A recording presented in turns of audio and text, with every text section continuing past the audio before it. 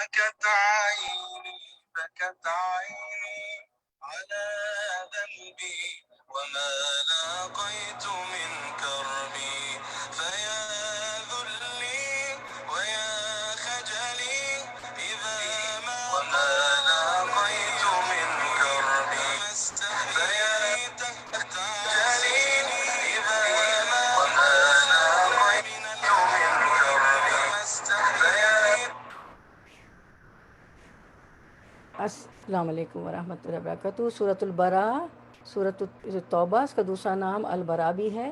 تو ہم نے دورہ قرآن سے پہلے آیت نمبر 11 پہ چھوڑا تھا، تو آج ہم انشاءاللہ آیت نمبر 12 سے شروع کریں گے انشاءاللہ۔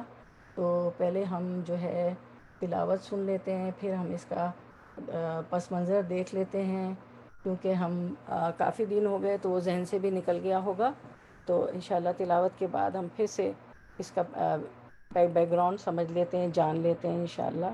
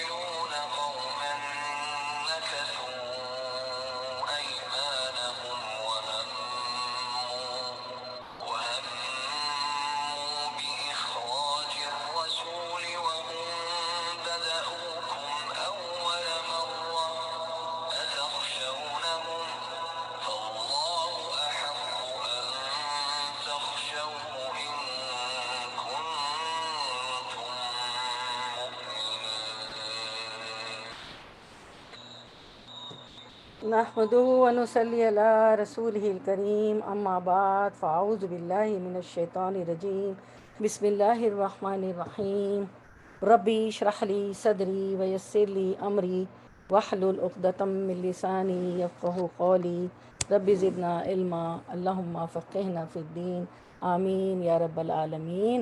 تو ہم شروع کرتے ہیں انشاءاللہ۔ پہلے ہم اس کا پس منظر دیکھ لیتے ہیں۔ وہ ہمارا 10واں پارہ ہے، تو سورۃ التوبہ ہے ہماری، اور ہم نے سورۃ التوبہ ہم نے شروع کر دی تھی دورہ قرآن سے پہلے، تو 1 ڈیڑھ 2 مہینے کا گیپ آ گیا ہے، تو ہم پھر سے اس سورت کا پس منظر دیکھ لیتے ہیں تو انشاءاللہ۔ تو یہ پہلا جو ہے، پہلی آیت ہے براءۃ من اللہ و رسولہ الا الذین عاہدتم من المشرکین۔ اعلان براءت ہے اللہ اور اس کے رسول کی طرف سے ان مشرکین کو جن سے تم نے معاہدے کیے تھے۔ تو سورۃ التوبہ مدنی صورت ہے، 9 ہجری میں نازل ہوئی۔ تھوڑا سا ریکیپ کر لیتے ہیں۔ 16 رکوع ہے، 129 آیات ہیں۔ قرآن پاک کی 7 بڑی صورتوں میں سے ہے، جس کو سبا طوال کہا جاتا ہے۔ طوال طویل سے ہے۔ زمانہ نزول کے اعتبار سے آخری دور کی صورتوں میں سے ہے۔ 9 ہجری آخر بنتا ہے۔ سورۃ الانفال میں جنگ بدر کا ذکر ہوا ہے، جو کہ آپ پڑھ چکے ہیں، جو مسلمانوں اور کفار مکہ کے درمیان پہلی جنگ تھی۔ اور اس صورت میں توبہ میں غزوہ تبوک کا ذکر ہے، اور بہت سی آیات اس غزوہ سے متعلق ہیں۔ یہ نبی صلی اللہ علیہ وسلم کے ساتھ لڑی جانے والی آخری جنگ ہے۔ جنگ بدر میں مسلمانوں کی تعداد 313 تھی۔ یہ سب مجھے میں چاہ رہی تھی آپ لوگوں سے پوچھوں، لیکن چلیں بیک گراؤنڈ کر لیتے جلدی سے۔ مسلمانوں کی تعداد 313 تھی، جبکہ غزوہ تبوک میں تعداد جو تھی وہ 30,000 تھی۔ اس صورت کے کئی نام ہیں، تقریباً 9 نام مفسرین نے بیان کیے ہیں۔ اس میں زیادہ تر مشہور التوبہ البراء ہے۔ اس کے علاوہ اس صورت کو الفاتحہ، تا نہیں دعاد، ٹھیک ہے، اور اس کا اور الکاشفہ بھی کہا جاتا ہے۔ التوبہ جس کا ترجمہ اللہ کی طرف سے توبہ کرنا اور اپنے گناہوں سے معافی مانگنا ہے۔ قرآن پاک کی کسی بھی صورت کے مقابلے میں اس صورت میں توبہ کا لفظ زیادہ آیا ہے، تقریباً 17 بار آیا ہے۔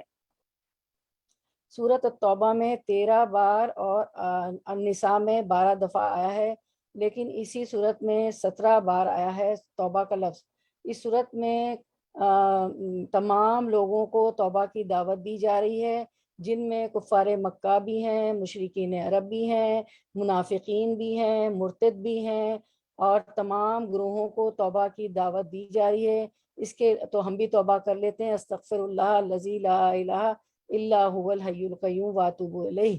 اس کے علاوہ اس سورت کو سورۃ البراۃ بھی کہا جاتا ہے۔ اس صورت کے پہلے لفظ سے براءۃ من اللہ سے، جو کہ اسکرین پہ ہے، برا کا معنی ہوتا ہے بری الذمہ ہونا، بیزار ہونا۔ چونکہ اس صورت کے آغاز میں وہ آیات ہیں جن میں مشرکین سے برات کا اظہار کیا گیا ہے اور ان سے کیے ہوئے تمام پچھلے معاہدات منسوخ کرنے کا اعلان ہے۔ اس مناسبت سے اس کو برات کہا گیا، اور فادحہ کا معنی ہوتا ہے رسوا کرنے والے، چونکہ اس میں منافقوں کی 55 ایسی باتوں کا ذکر ہے، جن کے ذریعے ان کے سارے حالات کو کھول کر رکھ دیا گیا ہے۔ اس بنا پر اس کو الفاتحہ دعات سے، ٹھیک ہے، تا نہیں، الفاتحہ تم تا سے کہتے ہیں نا، تو الفاتحہ دعات کے ساتھ، الف لام فا الف دعاد ہا، الفاتحہ کے ساتھ، یعنی فضیحت اردو میں بھی رسوائی کے معنی میں استعمال ہوتا ہے نا، کہ یہ تو ہم فضیحت کر دی اس کی، تو یہ رسوا کرنے والی صورت۔ کاشفہ بھی اسی معنی میں استعمال ہوتا ہے، کاشفہ کا معنی کھولنے والی، یعنی منافقوں کے عیب اور ان کے جرائم کو قرآن پاک کی یہ واحد صورت ہے جس کو سب کھول دیا گیا، اور یہ قرآن پاک کی واحد صورت ہے جس کے شروع میں بسم اللہ الرحمن الرحیم نہیں آتا۔ اس کی بہت سی توجیحات کی گئی ہیں، لیکن جب حضرت عثمان رضی اللہ عنہ سے پوچھا گیا تو انہوں نے ایک ہی بات میں جواب دیا کہ میں نے نبی صلی اللہ علیہ وسلم کو اس سے پہلے، اس صورت سے پہلے بسم اللہ پڑھتے نہیں سنا، یعنی آپ نے بسم اللہ نہیں لکھوائی، لہٰذا اس صورت کے شروع میں بسم اللہ نہیں لکھی جاتی اور نہ پڑھی جاتی۔ اور اس میں کیا حکمت ہے کہ بسم اللہ نہیں ہے؟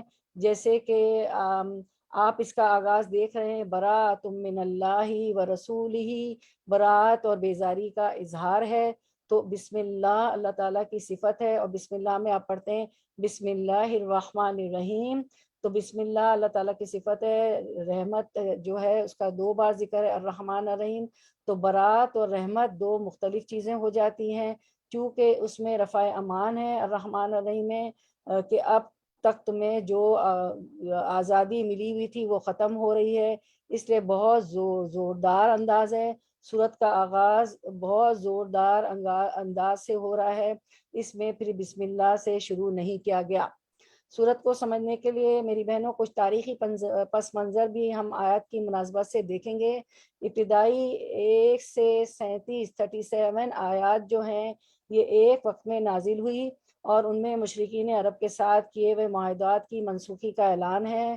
آپ کو پتہ ہے کہ 23 سال مسلمانوں نے ان کے ظلم برداشت کیے، 13 سال مکہ میں، اور 10 سال مکہ میں اور 13 سال مدینے میں ہجرت کے بعد کتنی جنگیں ہوئیں، کتنی مشقتیں برداشت کی مسلمانوں نے، اور کتنے ظلم سے، تو یہ ایک وقت میں نازل ہوئی 37 آیات، اور ان میں مشرکین عرب کے ساتھ کیے ہوئے معاہدات کی منسوخی کا اعلان ہے۔ اس سلسلے میں اس بات کو سمجھنے کے لیے پیچھے جانا پڑے گا، جیسے کہ ہمیں معلوم ہے کہ نبی صلی اللہ علیہ وسلم 6 ہجری کو اللہ تعالیٰ کے حکم سے تقریباً 1400 مسلمانوں کا ایک گروہ لے کر مکے میں عمرے کے ارادے سے تشریف لے گئے۔ اہل مکہ نے مسلمانوں کو مکے میں داخل ہونے سے روک دیا۔ اس موقع پر ایک معاہدہ طے پایا تھا اہل مکہ اور مسلمانوں کے درمیان، جس معاہدے کو صلح حدیبیہ کہا جاتا ہے، جو بہت مشہور اور معروف معاہدہ ہے، جو ہم لوگوں نے اپنے ملکوں میں اردو میں اسلامیات میں بھی پڑھا تھا، صلح حدیبیہ۔ اس سے پہلے مسلمانوں اور ہماری اسکولوں میں ہم نے پڑھا تھا، ہمارے کورس میں تھا، اس سے پہلے مسلمان اور اہل مکہ کے درمیان کئی جنگیں ہو چکی تھیں، سب کو معلوم ہے، جنگ احد، جنگ بدر، جنگ خندق، جنگ تبوک وغیرہ وغیرہ وغیرہ۔ لیکن آئندہ اس معاہدے کی روح سے دونوں طرف جنگ بندی ہوگی، آئندہ 10 سال تک جنگ بندی کا اعلان کیا گیا۔ اس کے علاوہ اس معاہدے میں یہ بھی طے پایا کہ عربوں کے مختلف قبائل یا قریش کے ساتھ ہوں گے یا پھر مسلمانوں کے ساتھ، یعنی حلیف ہوں گے۔ آپ کو پتہ ہے کہ عربوں کے ہاں الائس کا، ایک دوسرے کے حلیف ہونے کا رواج تھا، تاکہ ایک دوسرے سے جو ہے وہ پھر جب حلیف ہوتے تھے تو ایک حلیف دوسرے کے خلاف نہیں لڑتا تھا، اپنے مخالف حلیف سے نہیں لڑتا تھا۔ تو اس طے پایا کہ عربوں کے مختلف قبائل یا قریش کے ساتھ ہوں گے یا پھر مسلمانوں کے ساتھ، یعنی حلیف ہوں گے، الائز ہوں گے، اور ان میں قبیلہ خزاعہ خا زائی الف خا زائی الف عین ہا گول تا سے، ٹھیک ہے، الف عین تا گول تا سے مسلمانوں کا حلیف ہوگا، الائز اور بنو بکر قریش کا۔ ان دونوں قبائل کی آپس میں نہیں بنتی تھی۔ اب طے کیا پایا کہ 10 سال تک کوئی کسی کے خلاف جنگ نہ کرے گا، جنگ کا آغاز نہیں کرے گا، لیکن میری بہنوں صرف 2 سال کے اندر ہی اس معاہدے کی خلاف ورزی کر دی گئی، اور وہ خلاف ورزی یہ تھی کہ بنو بکر نے خزاعہ پر حملہ کر دیا۔ خزاعہ مسلمانوں کے حلیف تھے اور حلیف تھے، اس کے ساتھ اس قدر زیادتی کی کہ انہیں حرم میں بھی نہ چھوڑا گیا، یعنی بہت مارا گیا، جبکہ آپ کو پتا ہے کہ حرم شریف میں تو آپ مچھر مکھی مطلب کچھ بھی نہیں مار سکتے ہیں، وہاں پہ مارنا جنگ کرنا حرام ہے۔ تو اتنی زیادتی کی کہ انہیں حرم میں بھی نہ چھوڑا گیا، یعنی بہت مارا، حتیٰ کہ 40 لوگ بچ کر نبی صلی اللہ علیہ وسلم کے پاس مدینہ پہنچے۔ اب چونکہ قریش کی طرف سے یہ سرین خلاف ورزی تھی، اس کے بعد اب کوئی چارہ کار نہ تھا کہ ان مظلوم لوگوں کا ساتھ دیا جاتا۔ بہرحال آپ نے خاموشی سے تیاری کی اور 8 ہجری رمضان المبارک میں خاموشی سے مکے پر قبضہ کر لیا۔ ویسے تو معاہدہ تھا، لیکن کیونکہ معاہدہ مکے کی طرف سے توڑ دیا گیا، دوسرے فریق نے اس معاہدے کا پاس نہیں رکھا، مکے والوں نے توڑ دیا، لہٰذا اس کے نتیجے میں ان پر حملہ کیا گیا اس طرح سے، لیکن بغیر کسی خون ریزی کے مکے کو فتح کر لیا گیا۔ آپ لوگوں کو پتا ہے کہ آپ صلی اللہ علیہ وسلم فاتح مکہ ہیں، لیکن اونٹ کی کوہان پر گردن جھکائے ہوئے داخل ہوئے اور بغیر خون ریزی کے مکے کو فتح کر لیا۔ آپ لوگ یہ بھی جانتی ہیں کہ خانہ کعبہ کو مکے کو حلال کر دیا گیا تھا کچھ گھنٹوں کے لیے آپ صلی اللہ علیہ وسلم کے لیے، لیکن پھر بھی خون ریزی نہیں کے بغیر فتح کر لیا گیا۔ اب مکہ فتح ہونے کے بعد ہر طرح کی آزادی ہو گئی، مسلمانوں کو حج اور عمرہ وغیرہ آسانی سے کر سکتے تھے، پہلے پابندیاں تھیں، لیکن آپ سب کو معلوم ہے بہت پابندیاں تھیں۔ آپ سب نے خواب دیکھا اور 1400 مسلمانوں کو لے کر بھی گئے، اور پھر انہوں نے عمرہ نہیں کرنے دیا، اور پھر صلح حدیبیہ ہوا۔ لیکن مکے کے فتح کے بعد مسلمان حنین کی طرف روانہ ہوئے، مکے سے آگے طائف کی طرف، اور ان علاقوں کو فتح کرنے کے بعد جب مدینہ پہنچے تو حج کا موقع گزر چکا تھا۔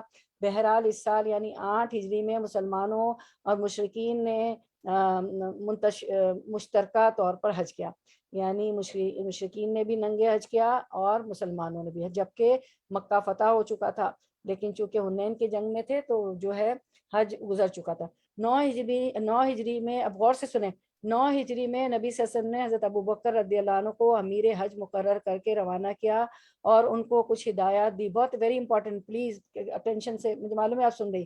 لیکن ان کے جانے کے بعد سورۃ التوبہ نازل ہوئی، جس کے شروع میں یہ کہا گیا کہ اب آئندہ مشرکین کے ساتھ ہر طرح کے معاہدات ختم کر دیے جائیں گے اور ان کو اب مزید مہلت نہیں دی جائے گی۔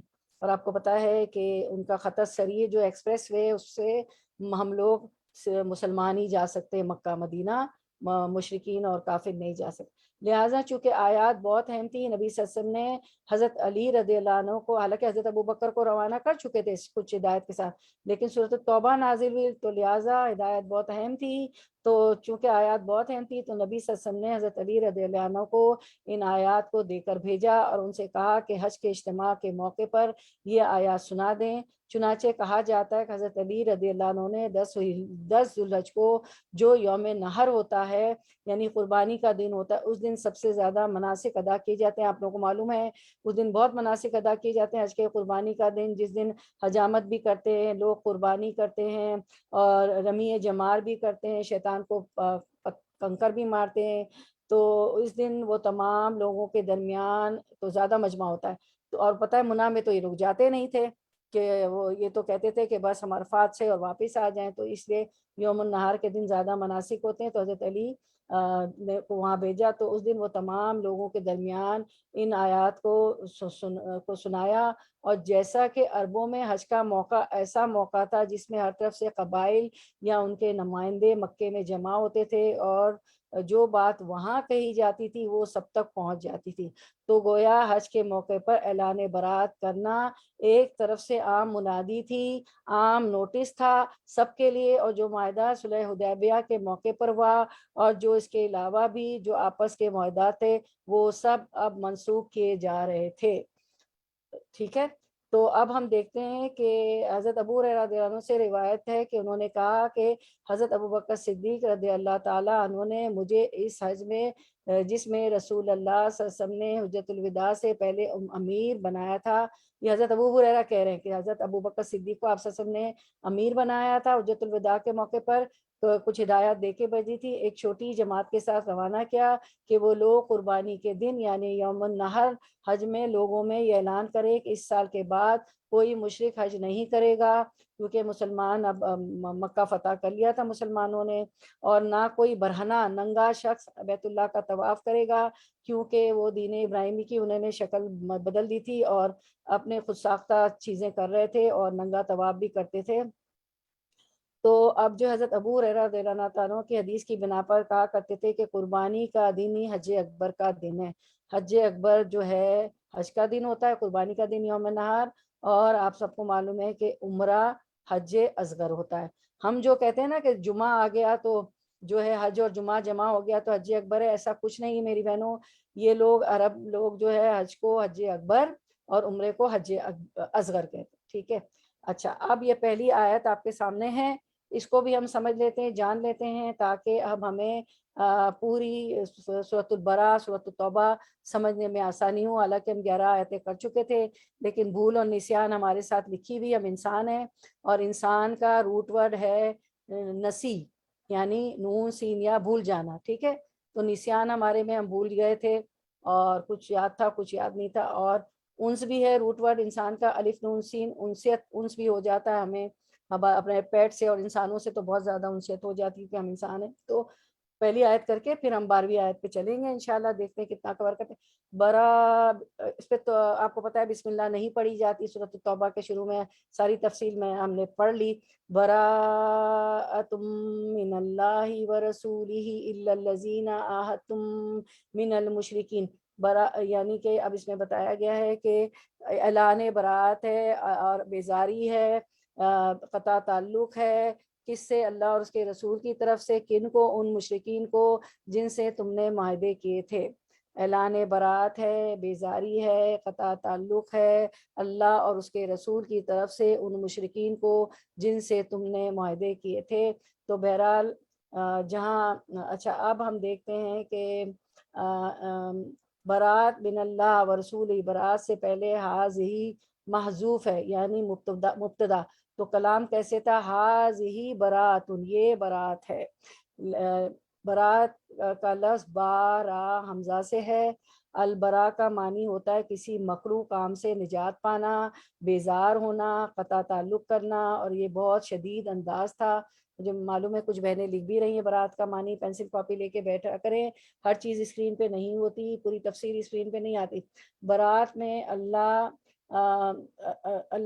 نے اعلان اللہ برات میں اعلان بیزاری ہے، قطع تعلقی کا اعلان ہے اللہ کی طرف سے، ورسول ہی اور اس کے رسول کی طرف سے، الی الذین ان لوگوں کی طرف یا ان لوگوں کے ساتھ، تم معاہدے کیے تم نے، تم سے مراد یہاں مسلمان ہیں، اعلان سے برات اور اللہ رسول کی اعلان برات اللہ اور اس کی رسول کی طرف سے ہے، لیکن معاہدوں کی منسوخی جنہوں نے کی یعنی نبی اور مسلمانوں نے جو معاہدے کیے تھے، دو تو معاہدہ کہتے ہیں دو طرفہ عہد کو، ٹھیک ہے، آپ سب کو معلوم ہے معاہدہ دو طرفہ عہد کو کہتے ہیں، جو کچھ شرائط کے ساتھ ہوتا ہے جس پر دونوں فریق راضی ہو جاتے ہیں، تو صلح حدیبیہ کا جو معاہدہ تھا وہ بھی اسی میں آتا ہے۔ تو جن مشرکین سے جو تم نے وعدے کیے تھے یعنی مسلمانوں نے، ان معاہدوں کو اب ختم کیا جاتا ہے، اعلان برات ہے۔ اچھا اب اعلان برات کے بارے میں حدیث میں آتا ہے کہ صحابہ کرام کہتے ہیں کہ جب ہم نے علی کرم اللہ وجہ سے پوچھا کہ حج میں آپ کو کیا پیغام دے کر بھیجا گیا تھا، تو کیونکہ آپ نے فرمایا تھا کہ آپ سب نے فرمایا تھا کہ یہ بہت اہم اعلان ہے جو میرے خاندان کا کوئی فرد سب کے سامنے بیان کرے گا۔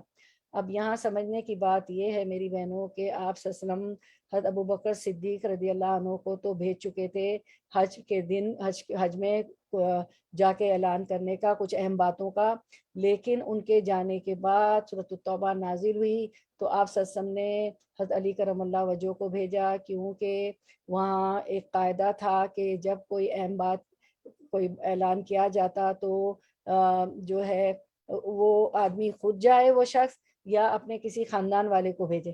تو حضرت علی کرم اللہ وجہ کون تھے آپ کے خاندان کے؟ بتائیں، چلے کوئی انمیوٹ کر کے۔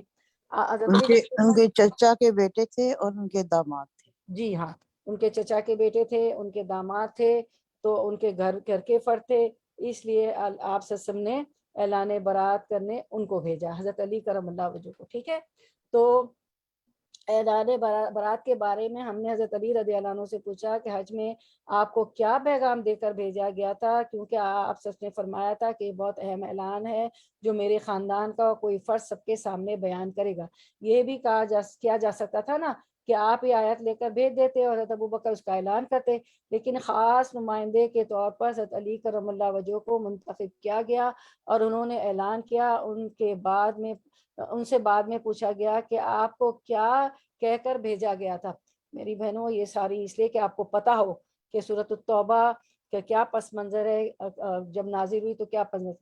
تو حضرت علی کو پوچھا گیا کہ ایز اے قرآن کے اسٹوڈنٹ آپ کو پتا ہونا چاہیے، حضرت علی کو پوچھا گیا کہ آپ کو کیا پیغام دے کر بھیجا گیا۔ حضرت علی نے 4 باتیں بتائی۔ پہلی بات، کوئی شخص ننگا ہو کر بیت اللہ کا طواف نہ کرے گا، استغفر اللہ، ننگا طواف کرتے تھے، آئندہ کوئی شخص ننگا ہو کر بیت اللہ کا طواف نہ کرے گا۔ پچھلی سورت انفال میں بھی ہم پڑھ چکے ہیں، وَمَا كَانَ صَلَاتُهُمْ عِندَ الْبَيْتِ إِلَّا مُكَّاءً۔ یہ آیت دیکھیں اسکرین پر کہ سورت الانفال آیت نمبر 35، وَمَا كَانَ صَلَاتُهُمْ عِندَ الْبَيْتِ إِلَّا مُكَّاءً وَتَصْدِيَةً فَذُوقُوا الْعَذَابَ بِمَا كُنتُمْ تَكْفُرُونَ۔ اور ان کی نماز کعبے کے پاس صرف یہ تھی سیٹیاں بجانا اور تالیاں بجانا، سو اپنے کفر کے سبب اس عذاب کا مزہ چکھو۔ تو ان سے جو اچھا تو یہ تھا ان کا نا، اس طرح کی یہ کرتے تھے خانہ کعبہ کے سامنے، تو خانہ کعبہ کے آس پاس سیٹیاں بجانا، تالیاں پیٹنا کرتے تھے۔ اس کے علاوہ وہ جو خرافات جو عبادات میں شامل تھی وہ کیا کہ بغیر لباس کے بے لباس ننگے ہو کر طواف کرتے تھے۔ بعض قبائل کی عورتیں اور مرد بھی بے لباس طواف کرتے تھے، استغفر اللہ۔ تو ننگا طواف کرنے کی دلیل یہ تھی، اور یہ دلیل دیتے تھے، یہ مثال دیتے تھے کہ یہ وہ کپڑے ہیں، وہ لباس ہیں جن میں ہم گناہ کرتے ہیں، لہٰذا اللہ کے گھر میں ان گناہ والے کپڑوں کو اتار کر بغیر لباس کے طواف کریں گے۔ بہرحال ایک شیطانی کام تھا، شیطان کا تو کام ہے نا سب سے پہلے وہ لباس اترواتا ہے۔ بیوی ہوا، ہماری آوا آدم اور بیوی ہوا کے ساتھ، ہماری اماں کے ساتھ کیا کیا؟ اس نے یہی کیا نا کہ پھسلایا، فَأَزَلَّهُمُ الشَّيْطَانُ، پھسلانا، چکنائی پہ آپ پھسل جاتے ہیں نا، تو ان کو پھسلایا اور وہ پھل چکھوا دیا کہ تمہیں خلد حاصل ہو جائے گا، جنت میں ہمیشہ کی زندگی حاصل ہو جائے گی وغیرہ وغیرہ، اور ان کو پھسلا دیا۔ تو شیطان کا کام تو پہلے جو ہے فحش کام کروانا۔ تو بہرحال ایک شیطانی کام تھا، یہ شیطانی وسوسہ تھا جس کی کوئی حقیقت نہ تھی، تو اس چیز سے منع کیا گیا۔ دوسری بات یہ تھی کہ جس کافر کے ساتھ نبی صلی اللہ علیہ وسلم کا معاہدہ صلح ہے وہ مدت مقرر تک بحال رہے گا، یعنی جس سے پہلے صلح کا معاہدہ کیا اور انہوں نے اس معاہدے کو نہیں توڑا تو وہ معاہدہ برقرار رہے گا، اور جنہوں نے توڑ دیا وہ تو پھر آ گیا نا کہ توڑ دیا جائے۔ تیسری بات یہ کہ جن کے ساتھ کوئی معاہدہ نہیں ان کو 4 ماہ کی مدت ہے، یا تو وہ اسلام لے آئیں اور جنت میں داخل ہوں گے۔ سبحان اللہ، دیکھیے اللہ کتنے مہربان ہے کہ اب بھی تم اسلام لے آؤ جنت میں داخل ہو جاؤ گے۔ مطلب کیا ہوا کہ سارے پچھلے گناہ معاف، کیونکہ آپ کو پتہ ہے جو ایمان لے آتا ہے تو اس کو ڈبل ثواب ملتا ہے، تو جنت میں داخل ہوں گے، یا پھر وہ یہاں سے چلے جائیں، کہاں سے؟ مکے سے۔ اور چوتھی بات یہ کہ اس سال کے بعد مسلمان اور مشرک حج میں جمع نہ ہوں گے، اب صرف مسلمان حج کریں گے، اور آج تک یہی ہو رہا ہے۔ کیونکہ جزیرۃ العرب کو اب مشرکین سے پاک کیا جائے گا۔ کیا 4 باتیں؟ نمبر 1، کوئی ننگے طواف نہ کرے گا۔ نمبر 2، جن لوگوں نے معاہدے نہیں توڑے ان کے ساتھ معاہدے کی جو مدت ہے پوری کی جائے گی۔ نمبر 3، معاہدے کی خلاف ورزی ہوگی تو ان لوگوں کو 4 ماہ کی مہلت ہے، یا تو اسلام لے آئے یا یہاں سے چلے جائیں، کیونکہ اب یہ علاقہ مسلمانوں کا ہے۔ اور جزیرۃ العرب اور مکہ اور مدینہ کی حیثیت تھی وہ اس لیے بھی مختلف تھی کہ آپ صلی اللہ علیہ وسلم آخری نبی تھے اور آپ کے ہاتھوں دین کی تکمیل ہو رہی تھی، اور آپ صلی اللہ علیہ وسلم کو اس علاقے میں پورے کے پورا اسلام نافذ کرنا تھا۔ چوتھی بات، مشرکین اور مسلمان اب اکٹھے حج نہیں کریں گے، صرف مسلمان ہی حج کریں گے۔ تو یہ سارا پس منظر تھا سورۃ التوبہ کا۔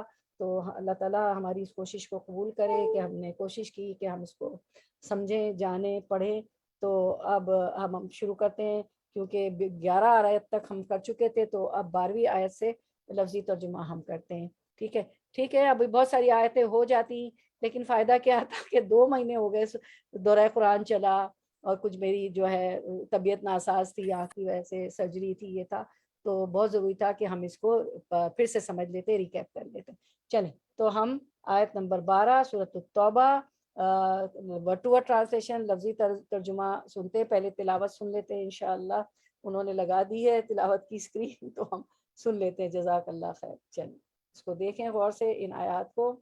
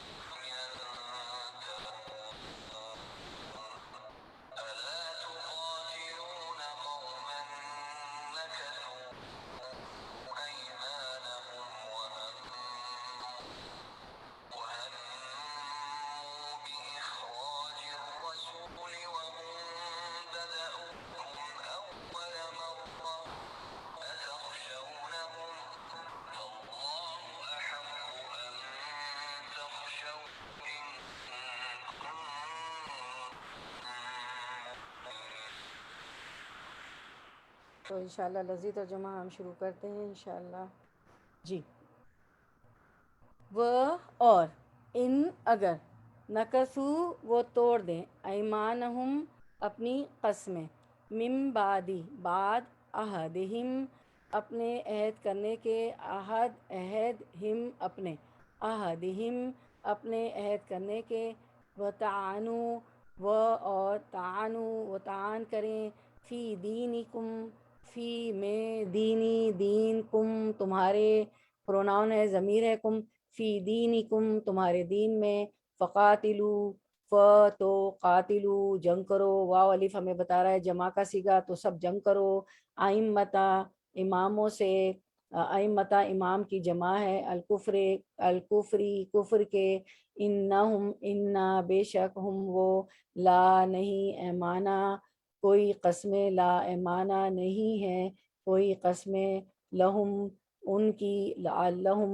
لعل تاکہ ہم وہ، ینتہون وہ رک جائیں، نہیں سے نون ہا یا نہیں، ہم بھی نہیں کہتے نا۔ چلیں اب ہم رننگ ٹرانسلیشن دیکھ لیتے ہیں، پھر تفسیر کی طرف آتے ہیں انشاءاللہ۔ اگر یہ لوگ عہد و پیمان کے بعد بھی اپنی قسموں کو توڑ دیں اور تمہارے دین میں تانا زنی کریں، اور تو تم بھی ان سرداران کفر سے بھڑ جاؤ، ان کی قسمیں کوئی چیز نہیں، ممکن ہے کہ اس طرح وہ بھی باز آ جائیں۔ اب آیت کی طرف آتے ہیں اور دیکھتے ہیں، تو اللہ تعالیٰ فرما رہے ہیں کہ وَإِن نَكَثُوا اور اگر وہ توڑ دے، ایمانہم اپنی قسمیں، ایمان یمین کی جمع ہے، ٹھیک ہے، اگر وہ اپنی قسمیں توڑ دیں، من بعد عہدہم اپنا عہد کرنے کے بعد، کیونکہ انہوں نے عہد کیے تھے نا، اگر یہ لوگ عہد و پیمان کے بعد بھی اپنی قسمیں توڑ دیں، اور وطعنوا فی دینکم اور تمہارے دین میں تانا زنی کریں، تو کیا کرو، فقاتلو تو تم بھی جنگ کرو. کس سے جنگ کرو؟ ائمۃ الکفری، تو سرداران کفر سے بھیڑ جاؤ، جنگ کرو. کیوں؟ انہ لا ایمان لہم، ان کی قسمیں کوئی چیز نہیں رکھتی، وہ قسموں کا پاس نہیں رکھتے. فقاتلوا ائمۃ الکفر انہم لا ایمان لہم لعلہم ینتہون، کیونکہ وہ قسموں کا پاس نہیں رکھتے، ان کی قسمیں کوئی چیز نہیں، ممکن ہے کہ اس طرح وہ بھی باز آ جائیں. کہ تو اللہ تعالیٰ یہ فرمانے کہ اگر یہ لوگ عہد و پیمان کے بعد بھی اپنی قسمیں توڑ دیں، کیونکہ بہت سے معاہدے ہوئے تھے نا، اس کے بعد بھی قسمیں توڑ دیں اور تمہارے دین میں تانا زنی کرے، تو تم بھی ان سرداران کفر سے بھڑ جاؤ، ان کی قسمیں کوئی چیز نہیں، ممکن ہے کہ اس طرح وہ بھی باز آ جائے. مطلب یہ ہے کہ اللہ تعالیٰ فرما رہے ہیں کہ ایمان یمین کی جمع ہے، جس کے معنی قسم کے ہیں. تو ائمہ جو ہے امام کی جمع ہے، مراد پیشوا اور لیڈر ہیں، ان کے سردار ہیں.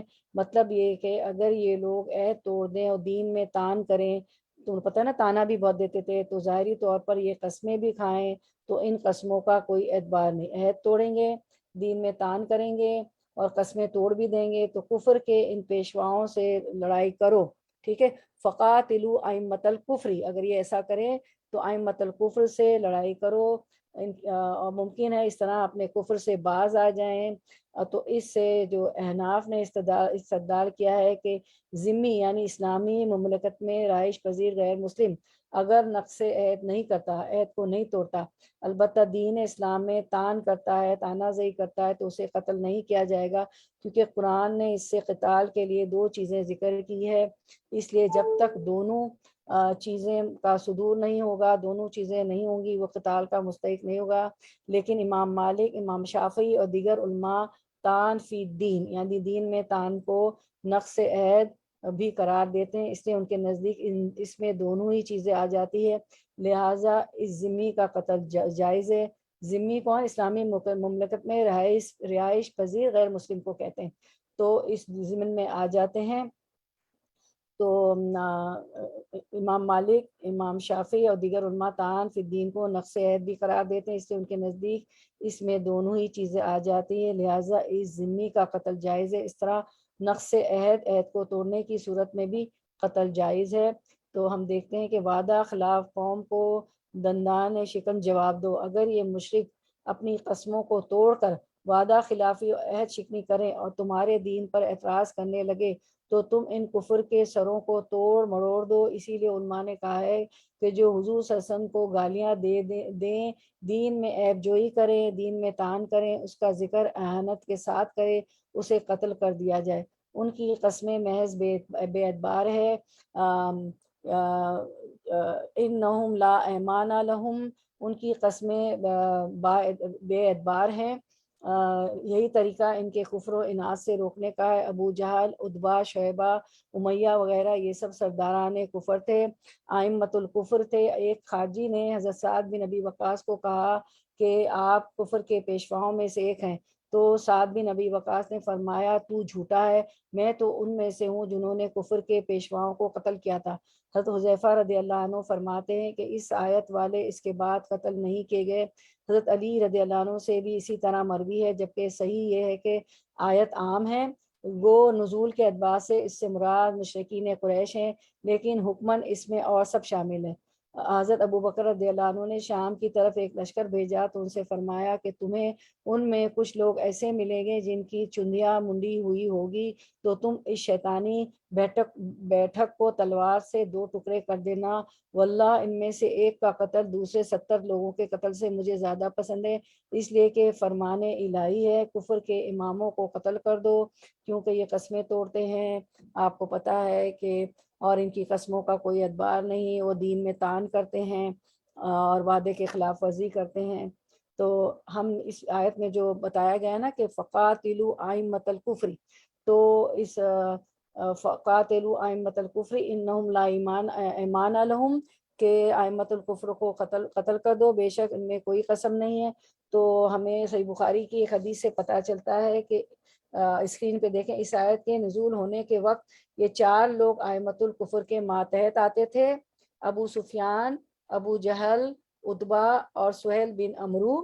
ابو سفیان اور سہیل بن عمرو نے بعد میں اسلام قبول کر لیا تھا اور ابو جہل مارا گیا تھا. تو اگر اسکرین پہ ہو تو دکھا دیں گے. اس کے بعد ہم دیکھتے ہیں آیت number 13 word to word translation انشاءاللہ. آیت نمبر 13. شاید اسکرین رک گیا ہے. اللہ چلے کوئی بات نہیں, پڑھتے ہیں. اسکرین رک گیا. ہاں اب آیا فقاتلوا ائمۃ الکفر ان. ہاں اب آیا آپ کا اسکرین. ہاں سر لگتا ہے سلو تھا یا پتہ نہیں ہمارا سلو تھا. بہرحال اعوذ باللہ, سب پڑھیں اعوذ باللہ من الشیطان الرجیم. یہ جو ائمۃ الکفر کا نام لیا کہا گیا نا, فقاتلوا ائمۃ الکفر انہم لا ایمان لہم, کہ کفر کے ائمہ سے جنگ کرو کیونکہ ان کی قسموں کا کوئی پاس نہیں. تو اس آیت کے نزول ہونے کے وقت یہ 4 لوگ ائمۃ الکفر کے ماتحت آتے تھے, ابو سفیان, ابو جہل, عتبہ اور سہیل بن عمرو. ابو سفیان اور سہیل بن عمرو نے بعد میں اسلام قبول کر لیا تھا اور ابو جہل مارا گیا تھا. اس کے بعد ہم دیکھتے ہیں آیت number 13 word to word translation. اللہ تقاتلونا, ورڈ ٹو ورڈ ٹرانسلیشن آیت 13. اللہ کیا نہیں, تقاتلونا تم قاتلونا جنگ کرو گے, تقاتلونا تم جنگ کرو گے, قومن ایسی قوم سے, نکثو جنہوں نے توڑ دی, ایمانہم اپنی قسمیں, جنہوں نے اپنی قسمیں توڑ دی, وہمو اور انہوں نے, اور ہمو انہوں نے ارادہ کیا, بِإِخْرَاجِ نکالنے کا, الرسولی رسول کو, وہم حالانکہ, یا کا مطلب اور نہیں ہے حالانکہ, حالانکہ ہم وہ ابھی آئے گا گرامر میں سب آپ پڑھیں گے.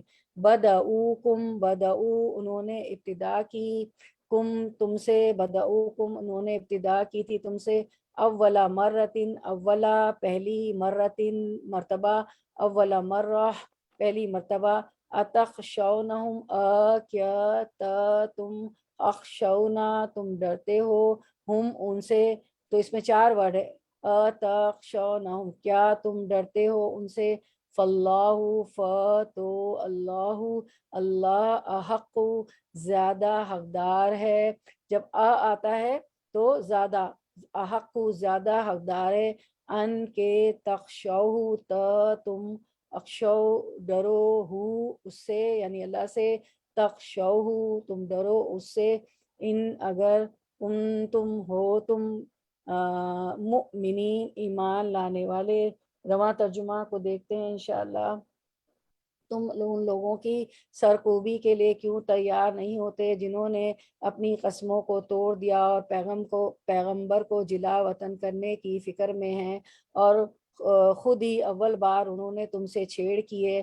کیا تم ان سے ڈرتے ہو؟ اللہ ہی زیادہ مستحق ہے کہ تم اس کا ڈر رکھو, بشرطیہ کہ تم ایمان والے ہو. اب ہم دیکھتے ہیں انشاءاللہ آیت کی طرف آتے ہیں.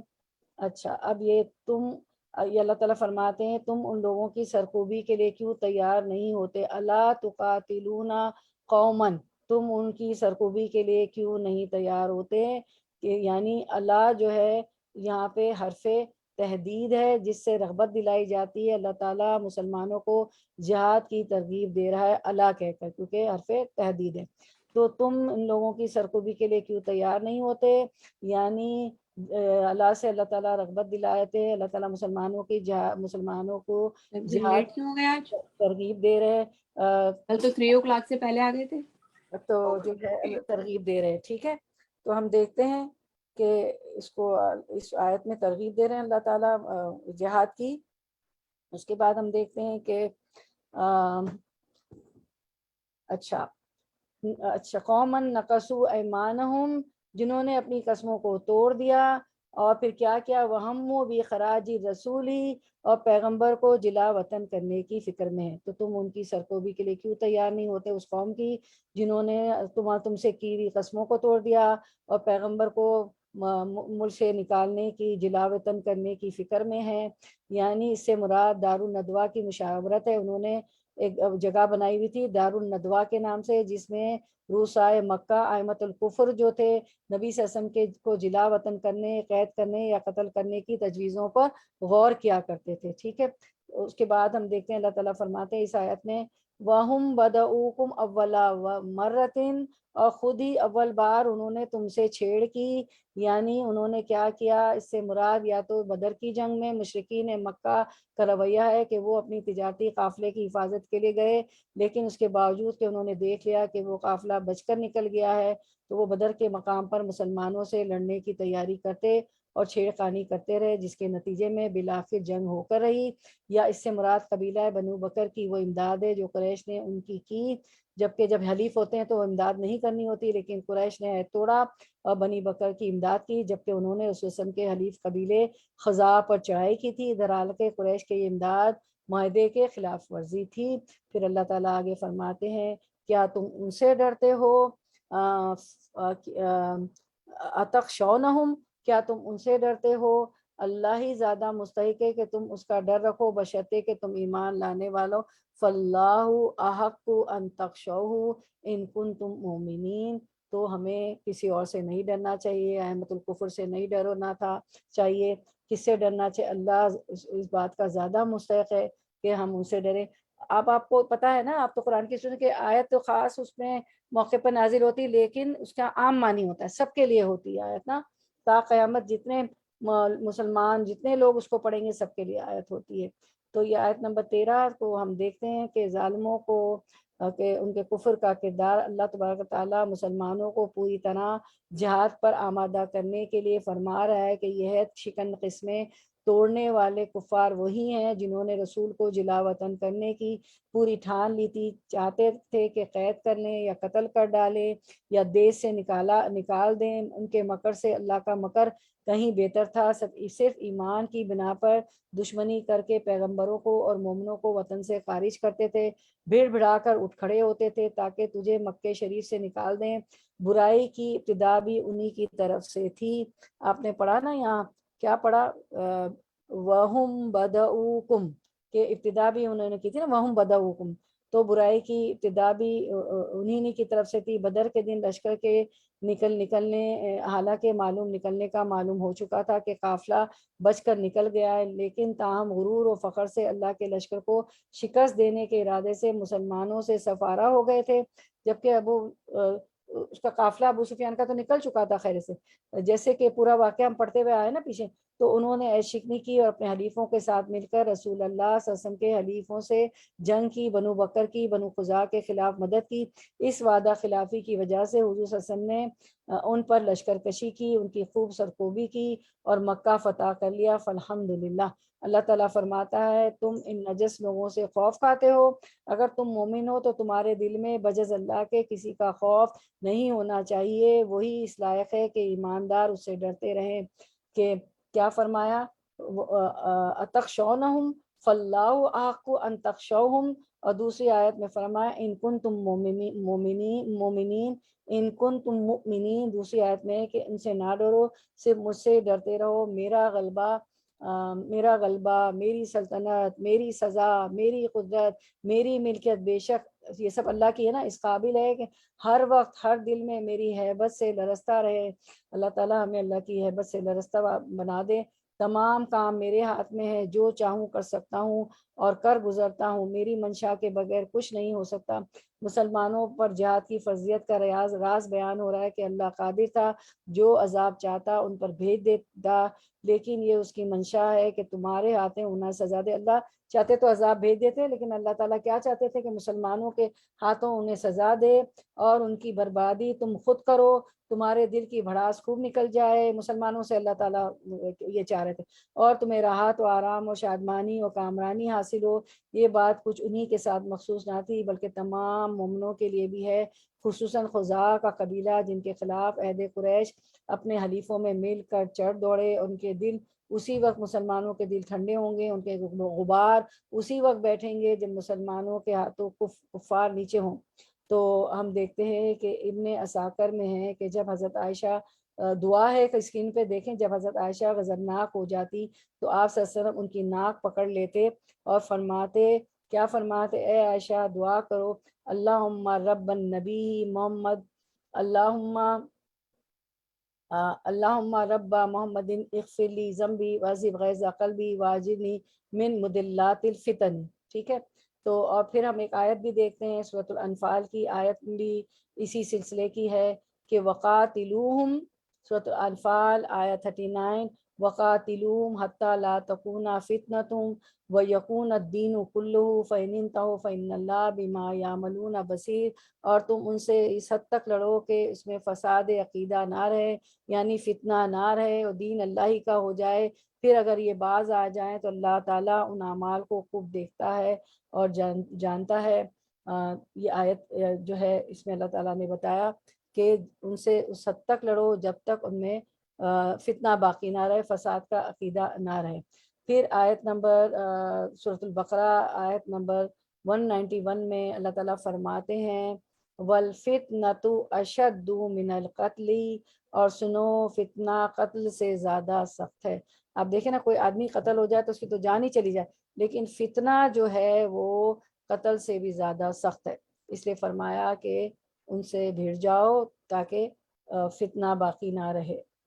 یہ 3 آیتیں ہم نے دیکھ لی۔ اس کے بعد جو ہے ہم دیکھتے ہیں وہ ایک اور دیکھ لیتے ہیں دعا فتنے کی پناہ مانگنے کی، اللہم رب محمد اغفر لی ذنبی واذب غیظ قلبی واجینی من مضلات الفتن۔ تو اے اللہ، اے محمد کے پروردگار، میرے گناہ بخش دے، میرے دل کا غصہ دور کر دے اور مجھے گمراہ کن فتنوں سے بچا لے۔ اللہ اپنے بندوں میں سے جس کی چاہے توبہ قبول فرما لے، وہ اپنے بندوں کے تمام تر مصلحتوں سے خوب آگاہ ہے، اپنے تمام کاموں میں، اپنی شرعی احکام میں، اپنی تمام حکموں میں حکمت والا ہے، جو چاہتا ہے کرتا ہے، جو ارادہ کرتا ہے حکم دیتا ہے، وہ عادل، وہ حاکم ہے، ظلم سے پاک ہے، ایک ذرے برابر بھلائی برائی ضائع نہیں کرتا تاکہ اس کا بدلہ دنیا اور آخرت میں دے۔ اور پھر ایک اور وجہ ہے اس دعا کا، وہ دیکھ لیتے ہیں۔ اس میں صرف آخری میں ایک ورڈ آتا ہے ما آہیتنا، ٹھیک ہے، ما آہیتنا، پھر سے دیکھ لیتے ہیں ما آہیتنا والی، اللہم ربا محمد، دوسری والی آہیتنا، اللہم ربا محمد النبی اغفر لی ذنبی وعذب غیظ قلبی واجرنی من مضلات الفتن ما آہیتنا۔ اے اللہ نبی محمد کے رب، میرے لیے میرے گناہ بخش دے، میرے دل کا غصہ نکال دے اور مجھے گمراہ کرنے والے فتنوں سے بچا دے جب تک تو ہمیں زندہ رکھے۔ وہ بھی اسکرین پہ دکھا دیں، ایک اور ہے بلو اس میں جس میں ہے ما آہیتنا، کہ جب تک تو ہمیں زندہ رکھے۔ شاید اسکرین آپ کی رک گئی ہے، دوبارہ اسکرین آپ کی دوبارہ رک گئی ہے۔ اب فتنے سے پناہ کی دعا، تشہد میں درود کے بعد کی دعا، اللہم انی اعوذ بک من عذاب القبر۔ دیکھیے فتنے کی دعا بھی ہے، اور جب ہم تشہد میں بیٹھتے ہیں، اتحیات پڑھتے ہیں، اس کے بعد درود پڑھتے ہیں، تو درود کے بعد جو دعائیں پڑھتے ہیں یہ دعا ہے، اللہم انی اعوذ بک من عذاب القبر واعوذ بک من فتنۃ المسیح الدجال واعوذ بک من فتنۃ المحیا والممات، اللہم انی اعوذ بک من الماثم والمغرم۔ اے اللہ، میں قبر کے عذاب سے تیری پناہ چاہتا ہوں، میرے ساتھ پڑھی ہے نا اپنی دعا، اور مسیح دجال کے فتنے سے تیری پناہ کا طالب ہوں، میں زندگی اور موت کے فتنے سے تیری پناہ مانگتا ہوں۔ اے اللہ، میں گناہ اور قرض میں پھنس جانے سے تیری پناہ چاہتا ہوں۔ نماز میں سب کچھ ہے، آپ دیکھیں کیا کیا ہم مانگ لیتے ہیں۔ اب ہم دیکھتے ہیں کہ سارا فتنے کے مطابق ہم نے دعائیں پڑھی، فتنے کے مطابق اللہ تعالیٰ نے فرمایا کہ ان سے بھڑ جاؤ جب تک فتنہ باقی نہ رہے، ان سے لڑو جب تک کہ فتنہ باقی نہیں۔ تو ہم دیکھتے ہیں کہ فتنہ ہے کیا، فتنہ کیا ہے؟ فتنہ کہتے ہیں تانا زنی کرنا۔ ابھی آپ نے آیت بھی پڑھی کہ اگر دین میں تانا، ہاں یہ آ گئی۔ اچھا ایک اور آیت ہے، ایک اور دعا ہے، میرے ساتھ پڑھیں، اللہم انی اعوذ بک من الفتن ما ظہر منہا وما بطن۔ میں ظاہری اور باطنی فتنوں سے اللہ کی پناہ مانگتا ہوں۔ تو فتنے ظاہری بھی ہوتے ہیں، باطنی بھی ہوتے ہیں۔ آج کل تو فتنے کا دور ہے، یہ سارے اسکرین شاٹ لے لیں، اگر آپ نے نہیں لیے تو واٹس ایپ پہ بھیج دیں گے، ضرور یہ خود بھی پڑھیں ساری دعائیں اور بچوں کو بھی سکھائیں، ٹھیک ہے؟ تو آپ سسم نے دیکھیں ہماری کتنی دعائیں ہمیں بتائی ہیں، اور کتنا دعاؤں سے ہم محفوظ ہو جائیں گے فتنوں سے بھی۔ اللہ تعالیٰ تو سننے والے، اور دعا تو مخ العبادہ ہے، عبادت کا مغز ہے۔ اللہ تعالیٰ فرماتے ہیں کہ مجھے شرم آتی ہے کہ میرا بندہ مانگے، ہاتھ پھیلائے اور مجھے نہ دوں، مجھے حیا آتی تو ضرور مانگے، ٹھیک ہے؟ اور آج کل تو گزر ہی رہے ہم فتنوں کے دور سے۔ تو اب فتنہ کیا ہے اس کو دیکھ لیتے ہیں۔ فتنہ ہے تانا زنی کرنا، ٹھیک ہے؟ اب تانا زنی، ابھی دیکھیں آیت بھی تھی کہ اگر وہ دین میں تان کریں ٹھیک ہے نا. قسموں کا بھی تھا, قسموں کو توڑیں, وعدہ کی خلاف ورزی کریں تو ان سے جنگ کرو, ٹھیک ہے, تو قتال کرو. تو تانا زنی کرنا, اور اس میں ایک آیت بھی ہے اماں کے بارے میں, بسم اللہ الرحمن الرحیم, وہ ویل لکل ہمزۃ لمزہ, تباہی ہے, بربادی ہے ان لوگوں کے لیے نا. تو تانا نہیں کرنا چاہیے. تانا دینے سے بچوں کو بھی مائیں ہر وقت تانا دینے سے وہ باغی اور سرکش ہو جاتے. سرکش ہم ان کو کرتے ہیں, معاف نہیں کرتے. اب اللہ تعالیٰ نے کیا فرمایا کہ ان سے عفو درگزر کرو, معاف کرو. اور بچے تو ہیں ہی بچے, وہ تو سیکھ رہے ہیں, آپ ان کو تعلیم و تربیت دے رہی ہے. گلاس بھی ٹوٹ گیا تو تانا میرا اتنا ایکسپینسو گلاس, اتنا ایکسپینسو ڈیکوریشن پیس توڑ گیا, دیکھا تم نے تو سال ضائع کیا, تم تو فیل ہو کے آ گئے, تمہاری تو دلچسپیاں کہیں اور تھی. نہیں, اس بات کو ختم کر دیں, تانے مت دیا کریں. تانا زنی کرنے سے سب ماحول خراب ہو جاتا ہے, سرکشی و بغاوت. بچوں کسی کو بھی تانا دینا, اور پھر آیت بھی ہے نا ویل لکل ہمزۃ لمزہ, تباہی و بربادی ہے. پھر دوسری چیز ہم یہ کرتے ہیں کہ غیبت کرنا. غیبت کرنا بھی فتنے میں آتا ہے, بہت بڑا فتنہ ہے. کہ آپ سے نے فرمایا کہ صحابہ کرام سے کہ کیا تم اپنے مردار بھائی کا گوشت کھاؤ گے, تو کتنی کراہیت ہے نا اس میں. تو اللہ کے رسول, تو صحابہ کرام نے کیا فرمایا کہ نہیں. اور ایک گدھا کہیں مرا ہوا پڑا ہوا تھا, تو کتنا اس میں تعفن پھیلتا ہے, کتنی بری بدبو ہوتی ہے نا. تو کیا اس کا گوشت کھانا پسند کرو؟ تو کوئی بھی نہیں, کراہیت والی چیز ہے نا. اور پھر آپ نے وہ حدیث بھی میری سب بہنوں کو یاد ہے کہ جب آپ صلی اللہ علیہ وسلم کو معراج کرائی گئی تو آپ صلی اللہ علیہ وسلم کو جنت دوزخ دکھائی گئی, اور دوزخ میں کچھ لوگوں کے اعمال کی پاداش کی وجہ سے عذاب دکھائے گئے. تو غیبت کرنے والوں کا عذاب آپ نے دیکھا معراج کی رات کے. ان لوگوں کے ناخن تانبے کے تھے, کیونکہ وہ دنیا میں لوگوں کا گوشت کھاتے تھے اپنے بھائیوں کا. تو وہ وہاں جہنم میں آپ سب نے دیکھا کہ تانبے کے ناخن ہیں, اور اپنا منہ اور اپنی گردن نوچ رہے ہیں, اپنا ہی گال اور اپنا ہی گوشت نوچ رہے ہیں. تو کتنا برا عذاب ہے. اور پھر آپ سب نے بی بی عائشہ رضی اللہ عنہ سے کیا فرمایا کہ انہوں نے کہہ دیا کہ اپنی سوتن کے بارے میں کہ صفیہ ناٹی ہے, شارٹ ہے. تو اللہ تعالیٰ نے آپ سب نے کیا فرمایا کہ اے عائشہ, تم نے سوئی کے ناکے کو سمندر میں ڈال کے گندا کر دیا. تو کتنی کراہیت ہے اور کتنا برا عذاب ہے غیبت کا. تو یہ فطرہ ہے, ٹھیک ہے. اور پھر یہ کہ آپ بدنام کر رہے ہیں, ہم جب غیبت کر کے کیا کر رہے ہیں, ہم برائی پھیلا رہے ہوتے ہیں نا اس شخص یا اس عورت یا اس مرد یا اس کے متعلق کہ یہ ایسا یہ ایسا یہ ایسا. پھر آپ سب ہم دیکھتے ہیں کہ اللہ تعالیٰ آپ سب کو صحابہ کرام نے کہا کہ یہ ایسا آدمی ہے, اسے جب جسٹ آف دا حدیث, ابھی حدیث سامنے اسکرین پہ نہیں ہے, پتہ نہیں مجھے یاد آتی جا رہی ہے, میں بولتی جا رہی ہوں, اللہ کہلواتا جا رہا ہے کہ اگر جب تک اس کو کہا نہ جائے چلو تو یہ نہیں چلتا, جب تک اس کو کہا نہ جائے کہ یہ کام کرو نہیں کرتا, جب تک کہا یعنی بیٹھو کھڑے ہو, یعنی ایسا آدمی کہ جب تک اس کو کہا نہ جائے وہ نہیں کرتا. تو اللہ کے رسول نے اسے برا فرمایا, اچھا نہیں مانا. تو آپ صحابہ کرام نے کہا یہ باتیں تو اس میں ہے. تو اللہ کے رسول صلی اللہ علیہ وسلم نے فرمایا جو باتیں ہیں وہ غیبت ہے, اور جو نہیں ہے وہ بہتان ہے. تو ہمیں غیبت سے بچنا ہے کیونکہ بہت بڑا فتنہ ہے. پھر اس کے خلاف ہو جاتے ہیں نا لوگ, آپ کسی کی غیبت کرتے تو ایک معاشرے میں کیاس مچ جاتا ہے کہ یہ تو ایسا ہے اور یہ تو ایسی ہے, اور اس کی عزت پہ حملہ کر رہے ہوتے ہیں ہم. اور جبکہ ایک مسلمان دوسرے مسلمان کی جو ہے عزت آبرو ریزی کرنا حرام ہے, اور جو ہے اس کے مال کی حفاظت کرنا ہے, اس کی آبرو ریزی نہیں کرنا ہے, اس کی جان کی حفاظت کرنا ہے. یہ 3 چیزیں حرام ہے نا, ٹھیک ہے, جان, مال, عزت, آبرو ریزی اور جھوٹ بولنا. اور سورۃ البقرہ میں کوئی آیت بتائے گا کہ جھوٹ بولنے پہ کیا آیا؟ تو چھوٹا سا ٹکڑا ہی بتا دے, سورۃ البقرہ کے شروع میں ہی پڑھا ہے, کوئی بہن انمیوٹ کر کے اگر بتانا چاہے. جھوٹ بولنے پہ ایک آیت ہے عذاب سے متعلق,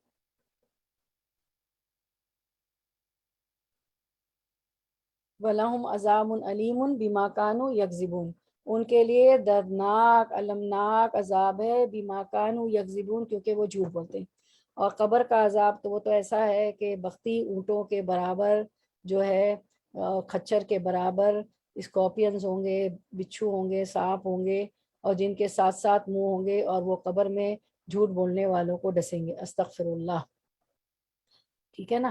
تو جھوٹ بھی نہیں بولنا چاہیے. آپ ایک جھوٹ بولنے کے لیے آپ کو 70 جھوٹ بولنے پڑتے ہیں نا.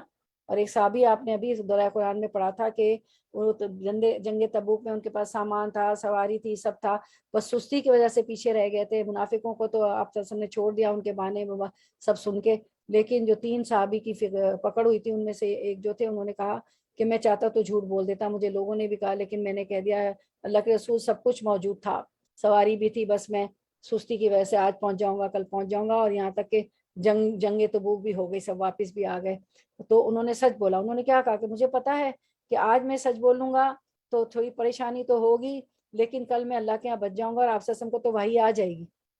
اور یہی ہوا نا کہ وہی آ گئی تھی، اور پھر ان کو سزا بھی ہوئی، بائیکاٹ، سوشل بائیکاٹ ہوا ان 3 صحابہ کرام کا، انہوں نے سچ بولا کہ ہم کسی سستی کی وجہ سے پیچھے رہ گئے، اور پھر اللہ تعالیٰ نے کہ ان کا برات بھی نازل ہو گئی قرآن کے اندر کہ اللہ نے ان کو معاف کر دیا۔ تو سچ، اور ایک آدمی سچ بولتا ہے، سچ بولتا ہے، سچ بولتا ہے، پوری زندگی سچ بولتا ہے، اور وہ صدیقین میں لکھ دیا جاتا ہے، اور وہ صدیقین کے ساتھ اٹھے گا، اور اچھا اخلاق، سچ بولنا وغیرہ تو وہ انبیاء کے ساتھ اٹھیں گے۔ اور کہیں آتا ہے کہ جسٹ رولر، انصاف کرنے والا اور سچ بولنے والا، یہ سارے اللہ کے دائیں ہاتھ پہ ہوں گے، اور اللہ کے دونوں ہاتھ دائیں۔ تو اتنے مرتبے چاہیے ہوں تو ہمیں تانا زنی کرنا، غیبت کرنا، جھوٹ بولنا، یہ سب سے بچنا، یہ سب فتنہ ہے، ٹھیک ہے۔ کسی پر تبصرہ کرنا، اتنے لمبے تبصرے یا ربی، سیاست پر، کھیلوں پر، ٹھیک ہے، مومن ہوشیار ہوتا ہے، پڑوسی ملک میں کیا ہو رہا ہے، دنیا میں کیا ہو رہا ہے، حالات حاضرہ کا ہمیں پتہ ہونا چاہیے، موسم کی خبر ہونی چاہیے کہ ہم گرم کپڑے پہن کے نکلیں، اور پھر یہ کہ ہمارے پاس شیئرز ہیں، ہم بزنس لیڈی ہیں، بزنس مین ہیں، تو ساری چیزیں دنیا میں آئل پرائسز اور فلاں، اور کوئی شیئرز اپس اینڈ ڈاؤن ہو جاتے ہیں، حلال چیزیں ہم نے لی ہوئی ہے، کوئی انویسٹمنٹ کی ہوئی ہے، تو خبر تو ہونی چاہیے۔ لیکن اتنے لمبے تبصرے، فلاں کا ڈالر اوپر چلا گیا، فلاں کی کرنسی اتنی ہو گئی، کھیل میں یوں کرتے تو وہ ہوتے، اس میں نماز بھی گئی، سب کچھ گیا، کچھ نہیں تو اسکالرس کے پیچھے پڑ جاتے ہیں۔ ایک اسکالر میں نام نہیں لوں گا، بہت مشہور ہوتا ہے سب کے منہ پہ، اتنے بڑے اسکالر، ہماری تو اتنی ان کی دل میں عزت تھی، بھائی ان کی پرسنل لائف میں آپ کیوں جا رہے ہیں؟ اتنے بچوں کے بعد لو میرج تھی، مسلم سینٹر میں پڑھاتے تھے، دونوں کی شادی ہوئی، فلاں اس میں چلے گئے، فلاں مدرسہ کھول لیا، بیوی کو طلاق دے دی۔ ارے بھائی ان کی پرسنل زندگی ہے، آپ ان سے دین کا علم لیں اور بس اس سے فائدہ اٹھائیں، آپ کو تبصرے کرنے کی کیا ضرورت ہے؟ مجھے اور آپ کو، اس میں بھی شامل ہوں، کسی ایکٹر کو نہیں چھوڑتے، ایکٹریسز کو نہیں چھوڑتے ہیں، کسی ٹاک شو والے اس کو نہیں، کسی کو نہیں چھوڑتے ہم، کپڑے پہ، جوتے پہ، کیوں بیکار؟ اگر اتنے ذکر کریں تو معراج کی رات آپ سے ابراہیم علیہ السلام نے آپ سے کیا فرمایا کہ اپنی قوم، اپنی امت سے کہنا کہ وہ جو ہے اگر جنت کی زمین بنجر ہے، اس میں درخت لگانے کا شوق ہے تو سبحان اللہ والحمد للہ ولا الہ الا اللہ واللہ اکبر، کتنے اذکار ہیں جو ہم پڑھ سکتے ہیں۔ تو کہیں کھجور کا درخت لگے گا، کہیں درخت لگیں گے، کہیں تیسرا کلمہ تو یہ ہے کہ آپ نے فرمایا کہ جس چیز پر سورج طلوع ہوتا ہے کتنا روشن کر دیتا ہے نا، سنہری لائٹ ہوتی ہے سونے جیسی سورج کی، اور کتنی صبح ہو جاتی ہے، ہم خوش ہوتے ہیں، کاموں پہ چلتے ہیں، تو اس سے جس پہ سورج طلوع ہوتا ہے میں اس سے یہ زیادہ پسند کرتا ہوں کہ تیسرا کلمہ ہے سبحان اللہ والحمد للہ ولا الہ الا اللہ واللہ اکبر پڑھا جائے۔ اور یہ تو شہر الرمضان ہے، شہر القرآن ہے، شہر الذکر ہے، تو اس میں تو زیادہ سے زیادہ جو ہے خیر ہونا چاہیے، ذکر اور اذکار ہونا چاہیے، بجائے اس کے کہ ہم تبصرے کریں۔ کیوں نہیں، محفل میں بیٹھتے ہیں تو باتیں تو ہوتی ہیں کچھ فائدے کی، کچھ خبروں کی، کچھ یہ، لیکن اتنا لمبا نہیں کہ ہم اپنا ذکر ہی بھول جائیں، تسبیحات بھول جائیں، نماز ڈیلے ہو جائے بیٹھے ہوئے، اور بس ہاں، اور پھر اس کو ہم کہتے ہیں گپ شپ کریں گے، مزہ آئے گا، یہ کرتے رہتے ہیں، وقت ضائع کرتے ہیں۔ کسی کو برا بھلا کہنا، خواہ میں برا بھلا کہنا، تم ایسی، تم ایسی، تم ایسی۔ اللہ کے رسول صلی اللہ علیہ وسلم کسی کو کچھ نہیں کہتے تھے۔ آپ کے غلام نے کہا، فرمایا کہ اللہ کے رسول صلی اللہ علیہ وسلم مجھے دن میں جو ہے کسی بات پہ اف نہیں کہتے تھے کہ تم نے یہ کیا اور تم نے یوں کیا اور تم نے یوں کیا۔ اور آپ صلی اللہ علیہ وسلم تو غلاموں کو، نوکر بھی نہیں، غلاموں کو، جو کہ غلام تو خریدے ہوئے ہوتے ہیں نا، غلامی کا زمانہ تھا، آپ صلی اللہ علیہ وسلم نے سب کو آزاد کرایا، غلام چھڑوانے کا آپ سے اللہ تعالیٰ نے بھی قرآن میں بہت زور دیا ہے کہ جتنی بھی ہماری چیزیں ہیں، کفارہ بھی غلاموں کو رکھا ہے کہ وہ آزاد ہو جائیں، ٹھیک ہے، تو دین اسلام نے آزاد کر دیا، تو ان غلاموں کو بھی آپ دن میں 70 مرتبہ سے زیادہ معاف کر دیتے تھے۔ ہم تو کسی کو بینیفٹ آف ڈاؤٹ دیتے ہی نہیں، ہاں دیکھا ایسی ہے، منہ پہ بھی برا بھلا کہہ دیتے، ہاں اس وجہ سے دیکھا اس نے کہا ہوگا تو نہیں آئی، وہ تو ہے ہی ایسی نا، اس نے اس کو بہکا دیا، وہ بیچاری کو پتہ ہی نہیں کہ بھائی کس نے کس کو بہکایا، وہ اپنے مسئلوں میں پڑی ہوئی ہے، اور منہ پہ بھی برا بھلا کہتے تھے۔ تو کبھی بھی نہیں، آپ سسم کسی کو اف بھی نہیں کرتے تھے، خادموں کو اور غلاموں کو بھی نہیں کرتے تھے۔ اور دخل اندازی کرنا خواہ مخواہ میں، کوئی یوں کر رہا ہے تو ہم اس میں یہ کہ نہیں ایسے کرو یہ غلط ہے، یہ صحیح ہے، وہ صحیح ہے، اور دو بات کر رہے ہوتے ہیں تو ہم کان لگا کے سن رہے ہوتے ہیں کہیں میرے خلاف تو شک، وہم، شبہ، استغفر اللہ استغفر اللہ، دخل اندازیاں بھی نہیں کرنی چاہیے جب ہمیں علم ہی نہیں ہوتا ہے، اور بغیر علم کے دخل اندازیاں، بغیر علم کے باتیں۔ اللہ تعالیٰ کیا فرماتے ہیں؟ فصلو کہ پوچھو، کس سے پوچھو؟ اہل الذکر، ذکر والوں سے، جو اہل الذکر ہے، جو علم رکھتے ہیں ان سے پوچھو۔ اور واٹس ایپ پہ بھی یہ فارورڈ کر، وہ فارورڈ کر، قرآن کو حدیث، حدیث کو قرآن، کسی کا مقول ہے تو حضرت علی کی طرف منقول ہے تو حضرت ابوبکر رضی اللہ عنہ کو منقول ہے، پہلے اس کو چیک نہیں کرتے اور ثواب کی نیت سے کرتے ہیں، ثواب کی بجائے عذاب کما لیتے ہیں، وہ کیا سے کیا بات کہاں سے کہاں پہنچ جاتی ہے۔ اب تو انگلی کا فتنہ ہے نا، کلک کلک کا فتنہ ہے، تو اب تو بہت ہی فتنے، ابھی ہم کاؤنٹ کرنے جائیں گے تو 1 گھنٹے کا درس ہو جائے گا۔ تو بہرحال یہ جو فتنہ کہا گیا علماء نے، تانا زنی کرنا، دخل اندازی کرنا، کسی کو برا بھلا کہنا، کسی پر تبصرہ کرنا، جھوٹ بولنا، غیبت کرنا، باقی تو آپ ماشاءاللہ اہل اللہ ہیں، اہل قرآن ہیں، قرآن کی اسٹوڈنٹ ہے، ٹھیک ہے، تو ان سب چیزوں سے انشاءاللہ ہم بچیں گے۔ تو اپنے آپ کو اسکرین پہ دیکھ کے فتنوں سے بچانے کی کوشش وہی لوگ کرتے ہیں جنہیں اپنی آخرت کی فکر ہوتی ہے۔ یہ تانا زنی، غیبت کرنا، جھوٹ بولنا، یہ سب کون کرتا ہے؟ کسی پہ تبصرہ کرنا، کسی کو برا بھلا کہنا، دخل اندازی کرنا، اسکالرس کو بھی نہیں چھوڑتے، کون کرتا ہے؟ جس کو آخرت کی فکر ہوتی ہے۔ اپنے آپ کو فتنوں سے بچانے کی کوشش وہی لوگ کرتے ہیں جنہیں آخرت کی فکر ہوتی ہے۔ اب فتنہ تو کلک کلک موبائلوں پہ آ گیا ہے، وہیں ہو جاتی ہے تبصرے اور برے باتیں اور تانا اور غیبت اور جھوٹ۔ گروپس پہ جائیں، ایسے جھگڑے ہو رہے ہوتے توبہ لمبے لمبے لمبے لمبے لمبے۔ میں تو اپنی آنکھ کو بہت پڑھنے لکھنے سے بچا رہی ہوں تو میں تو ان کو کم ہی دیکھتی ہوں، ٹھیک ہے۔ تو گروپ بھی بینیفیشل بنائے جہاں قرآن و حدیث کی باتیں ہوں، ایسی بے فضول فتنے نہ ہو۔ تو آج ہمیں پتہ چل گیا فتنہ ڈیٹیل میں، اور سورۃ التوبہ بھی کے بھی پس منظر ہم نے بہت ڈیٹیل میں پڑھ لیا۔ تو اللہ تعالیٰ ہمیں آخرت سے ڈرنے والا بنائے۔ یہ سارے فتنے جو ہم نے پڑھے ہیں آج، غیبت، جھوٹ بولنا، تانا زنی، دخل اندازی کرنا، کسی کو برا بھلا کرنا، کسی کو تبصرہ کرنا وغیرہ وغیرہ، اللہ تعالیٰ ہمیں ان سے بچائے۔ اور ہم نے ساری دعائیں بھی پڑھ لی تھی فتنوں سے بچنے کی۔ چلیں ایک بار پھر مجھ سے صرف عربک متن پڑھ لیں ساری دعاؤں کا، چلیں آپ لگاتی جائیں، ہم پڑھتے جائیں۔ اللہم رب محمد النبی اغفر لی ذنبی وعذب غیظ قلبی واجرنی من مدلات الفتن ما احییتنا، کیونکہ یہ قرآن کی تفسیر، قرآن پڑھنے کے بعد دعائیں قبول ہوتی، اس لیے ہم پڑھ رہے ہیں۔ چلے میں بتاؤ ترجمہ بھی کرے تھے۔ اللہ نبی محمد صلی اللہ علیہ وسلم کے رب میرے لیے میرے گناہ بخش دے، میرے دل کا غصہ نکال دے، اور میرے گمراہ کرنے اور مجھے گمراہ کرنے والے فتنوں سے بچا دے جب تک تو ہمیں زندہ رکھے۔ نیکسٹ دعا، اللہم رب محمد اغفر لی ذنبی وعذب غیظ قلبی واجرنی من مدلات الفتن، اے محمد صلی اللہ علیہ وسلم کے رب میرے گناہ کو بخش دے اور میرے دل کا غصہ دور کر اور مجھے فتنے کی گمراہی سے بچا۔ وہاں سے 2 ورڈ کا جاتی ہے ما احییتنا، ٹھیک ہے۔ اس کے بعد اور دعا، اللہم، فتنے سے پناہ کی دعا، تشہد میں درود کے بعد کی دعا، یہ تو سب آپ پڑھتی ہیں مجھے معلوم ہے، صرف آخر کے 4 ورڈ ہم نہیں، آخر کا جملہ ہم نہیں پڑھتے ہیں، تو اس کو بھی ایڈ کر لیں گے آج سے میں اور آپ۔ اللہم انی اعوذ بک من عذاب القبر، اے اللہ میں قبر کے عذاب سے تیری پناہ چاہتا ہوں، واعوذ بک من فتنۃ المسیح الدجال، اور مسیح دجال کے فتنے سے تیری پناہ کا طالب ہوں، واعوذ بک من فتنۃ المحیا والممات، میں زندگی اور موت کے فتنے سے تیری پناہ مانگتا ہوں۔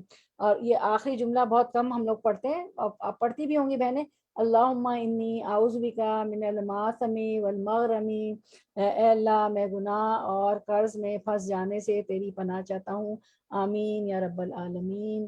وآخر دعوانا ان الحمدللہ، ہاں، اللہم انی اعوذ بک من الفتن ما ظہر منہا وما بطنا، اے اللہ میں پناہ مانگتا ہوں ظاہری اور باطنی فتنوں سے، میں ظاہری اور باطنی فتنوں سے اللہ کی پناہ مانگتا ہوں۔ چلیں اب اس پہ ہم کنکلوڈ کرتے ہیں۔ وآخر دعوانا ان الحمد للہ رب العالمین، سبحانک اللہم وبحمدک، اشہد ان لا الہ الا انت، استغفرک واتوب الیک۔ السلام علیکم ورحمۃ اللہ وبرکاتہ۔ انشاءاللہ کل نہیں، جمعے کو ملاقات ہوگی انشاءاللہ۔ بارک اللہ فی علمک و عملک ورزقکم واوقاتکم واہلکم ومالکم، اللہ تعالیٰ آپ کے میرے علم میں، عمل میں، رزق میں، اہل و عیال میں، پراپرٹی میں، وقت میں برکت دے کہ اس کا ہم پورا فائدہ اٹھائیں ان ساری نعمتوں کا انشاءاللہ۔ السلام علیکم ورحمۃ اللہ سوال ہے آپ سوال ہے میرا اس سے ہٹ کر. ہاں جی جی بولیں جی جی بات کریں جی ہاں، انشاءاللہ جمعے یہ کو جو ملاقات ہوگی 3 بجے ہاں سورۃ ہماری یہ سورۃ التوبہ ہی ہم اس کو کنٹینیو کریں گے انشاءاللہ فرائیڈے ایک کو. سوال